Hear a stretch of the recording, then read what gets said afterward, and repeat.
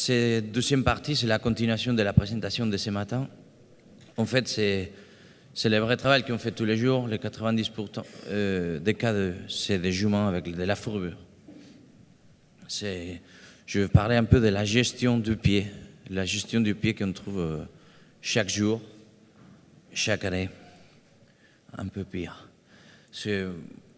Pour faire les choses simples, pour classifier, pour identifier très rapidement comment on peut attaquer ce problème, on classifie d'un aigu chronique et aigu chronique ou aigu réactivé sur la fourrure.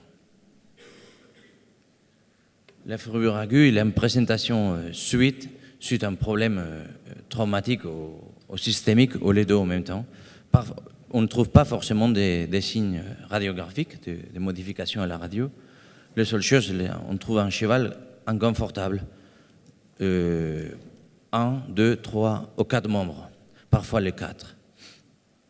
On doit faire plus attention à notre examen clinique, plus que les examens complémentaires, parce que ça ne nous rapporte pas trop d'informations. L'évaluation de la bande coronaire, c'est quand même intéressant, parce que ça nous permet jour à jour, dans la même journée, d'évaluer. Parfois, c'est un peu plus anguleux, si on a vraiment de l'effondrement. Voilà, ça, pour moi, c'est très, très important. Tous les livres, la première chose qui vient à la tête, c'est relever les talons pour soulager le tendon fléchisseur profond et éviter cette rotation. Il y a des dispositifs commerciaux comme celui-là à gauche, mais n'importe quel autre système, ça marche, comme celui-là, voilà. Et ça, c'est un risque toujours important à tenir en compte si on a des suspicions d'absence de vasculature dans la partie médiale. Parce que si on élève les talons trop, je ne sais pas pourquoi, normalement, on a des effondrements médials et on provoque cet effondrement médial. C'est bien de donner du support palmaire, c'est bien de relever les talons, mais il faut toujours surveiller cette bande coronaire parce que dès qu'il y a un problème, enlever cette talonnette, c'est encore un risque parce qu'on augmente la tension du tendon fléchisseur profond. Alors parfois, ce qu'on fait, c'est mettre une botte comme ici, avec 2 foins. Tout simplement, ce qu'on veut donner, c'est du confort. Et si vraiment le cas, c'est un cheval 4 membres affecté, très instable, on met on plâtre les 4 membres. Et on attend que ça bloque. Par contre, on ne peut pas évaluer le cheval tous les jours, alors on doit enlever les plâtres chaque 2-3 jours en fonction de son évolution clinique. Fourrure chronique, là, c'est des juments qui ont une rotation phalangeante évidente au signe clinique pour les anneaux de croissance, sa malformation de la paroi dorsale. Évidemment, dans la radiographie, on a des anomalies, une bonne rotation. Et ce n'est pas que la ferrure qui va nous garder ces juments vivants, c'est tous les mesures autour de cette jument. Ici, le point controversé maintenant, c'est la limitation de l'exercice. J'ai trouvé des vétérinaires qui forcent à marcher les juments avec de la fourrure pour développer la partie arrière les coussinets plantaires. Alors, je ne sais pas si c'est expérimental, c'est prouvé ou c'est pas prouvé. Il y a des autres vétérinaires qui vont repos absolu. Moi, on travaille en fonction de l'état clinique de la jument, c'est elle qui va nous dire. Une autre chose, c'est la surveillance de la diète. C'est facile à dire, il faut la faire maigrir, il faut tenir en compte sa diète, mais on ne peut pas guérir un problème si on n'a pas les protéines et les minéraux nécessaires. Alors la diète doit être complète, mais pas excessivement riche. Et ça, c'est compliqué à faire dans la jument, surtout quand on a des syndromes métaboliques de l'insulinorésistant. Voilà, quelques diapos. Ici, la rotation classique, l'effondrement de la bande coronaire. Les lamines sensibles et insensibles ne sont pas du tout la même taille. La rotation, et l'épaisseur solaire. Ici, c'est un extrait de ce matin. On a déjà commenté. C'était une subluxation palmaire, angle palmaire négatif, signe de chronicité dans l'apex et soft tissue élargi dans la partie palmaire du patouron. Ici, encore, fourrure chronique, pas trop de rotation, mais un bon travail de maréchal pour maintenir les choses en place. Ici, on voit des faces pour montrer que c'est important. L'évaluation ici, on a un fondement médial et aussi de la séparation de parois médiale et latérale. La gestion, à nouveau, c'est pas la ferrure, ça n'a aucune importance. L'important, c'est l'idée, c'est les objectifs à fixer. On doit relever les talons comme on disait ce matin. Et je ne croyais pas trop dans la mécanique dans un cheval qu'il marche à peine comme un jument pour cent. Mais ce jument, il a besoin vraiment de faciliter chaque foulée, parce que chaque foulée, c'est un grand effort pour ce cheval. On essaie d'être bien agressif. Ici, c'est un bon exemple. On a ici les points de départ. Par contre, même si on a paré des talons et on a rééquilibré avec une nouvelle talonnette, on n'est pas parallèle. Mais bon, on a réaligné un peu l'axe phalangian, mais pas assez. Ici, c'est une autre méthode. C'est pas mieux, c'est pas pire.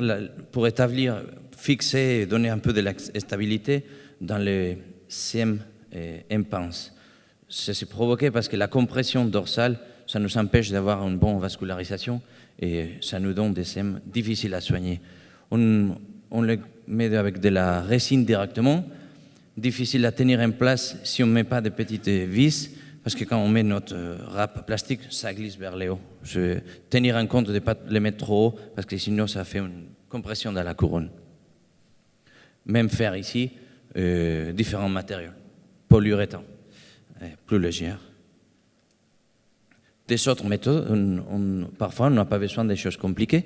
Le jument tolère bien les brochages, les clous, un fer qui donne de la stabilité, une transition sur la deuxième ferrure, c'était avec une équipac, on a pressé bien dans la sole pour avoir une convexité naturelle. Et après, la jument était pieds nus. Encore à nouveau, l'effet rolling important. Aigu en chronique, c'est peut-être les cas plus difficiles à gérer. C'est des pieds que c'est complètement modifié et un niveau d'inconfort important. La cause de la réactivation de la ferrure, parfois, c'est les poulains. Voilà. Ici, c'est une jolie photo pour voir que ces messieurs-là prennent soin de ses chevaux avec du confort dans les pieds. On voit une radiographie qu'il n'y a pas énormément de modifications. C'est plus important cet effondrement médial. Pardon. Ça, c'est latéral, médial. Ici, on voit comme la troisième phalange, elle a basculé médialement. Et c'est le vénogramme qui nous aide vachement pour les choix de la ferrure et pour les pronostics. Dans la paroi dorsale, on voit comme une diminution de l'apport vasculaire et on ne voit pas une ligne nette de vascularisation, on voit une diffusion dans les lamelles dorsales. Ici, signe classique de rotation, où est-ce qu'était la troisième phalange et où est-ce qu'elle est maintenant. On fait toujours un protocole simple, un latéromédial, dorso-palmaire et encore un latéromédial en absence d'appui pour permettre que les vaisseaux palmaires évaluer, la sang arrive dans les vaisseaux palmaires et évaluer la qualité de la vascularisation ici. Le plus important, comparaison médiale latérale, absence de vascularisation côté médial. Mauvais pronostic, difficile à lever les talons, on va aggraver le confort de ce jument et son pied. Et voilà. Ça, c'est un protocole qu'on fait souvent, c'est la ténotomie du tendon flécheur profond et avec la ferrure des rotations collées. C'est un cas clinique qu'on a eu cette année. Jour de la présentation, pardon.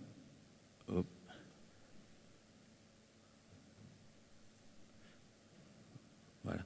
Jour de la présentation, pied chronique, le maréchal Ferrand l'avait traité d'équilibrer les pieds pendant des années, fourbure unilatérale, jument pur sang d'à peu près 10 ans. Radiographie, modification de l'apex de la troisième phalange et une sévère rotation, présence des abcès dans la projection de la troisième phalange. Pas forcément de déséquilibre médiolatéral dans la vue dorsopalmaire. On fait notre parage, jument début sur sédation, anesthésie locale, et rim block tout autour de Patouron, de Canombon, et on a décidé de faire une ténotomie avec un abord à mi-Patouron pour avoir plus de relâchement dans les tendons. Ça, on peut faire un abord à mi-canon, mais on a choisi pour ce motif-là. Une fois qu'on a fait notre ferrure, la ferrure, pardon, à gauche, ici,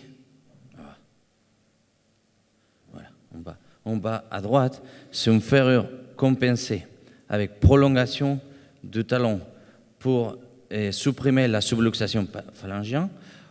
Avec l'aide du matériel d'impression dentale, on met les pieds, après avoir paré les talons pour avoir une surface parallèle à la troisième phalange, on fait un réalignement.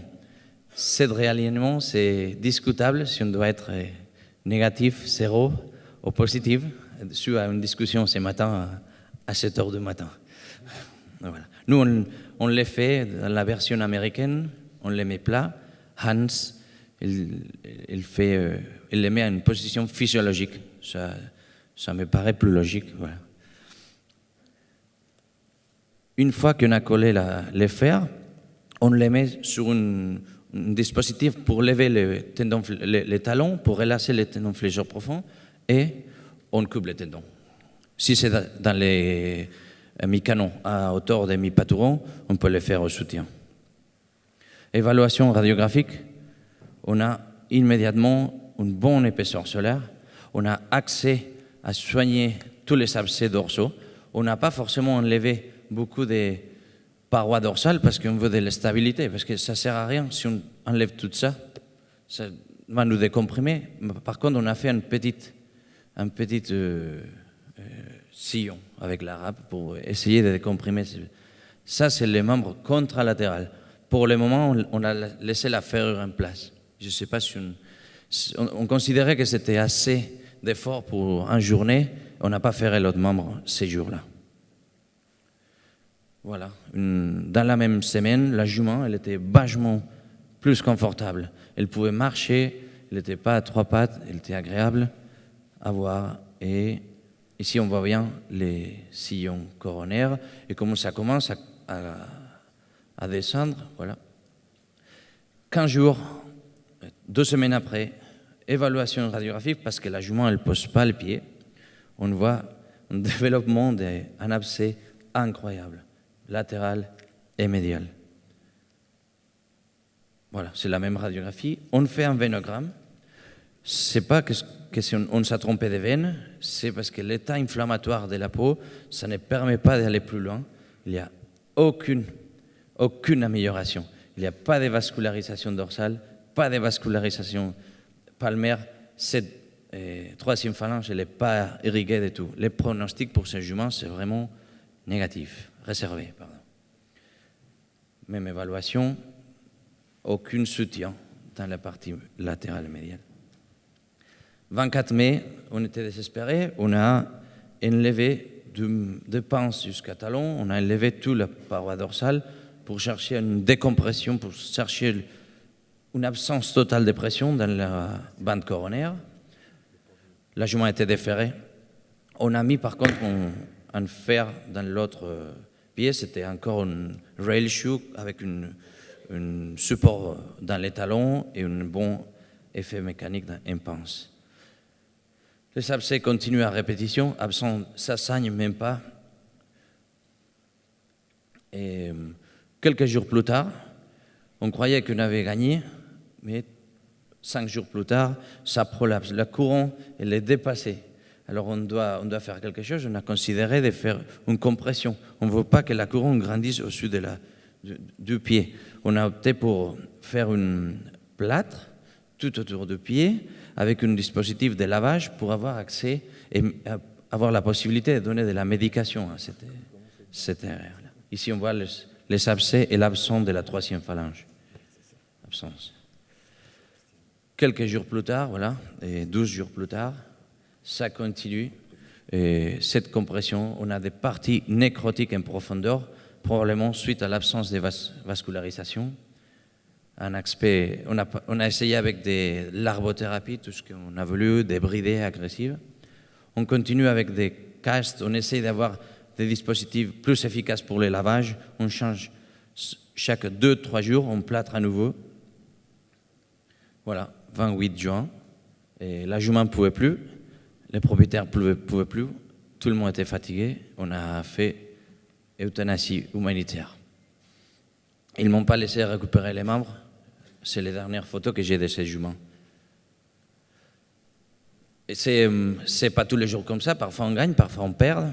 Mais on peut se poser plein de questions.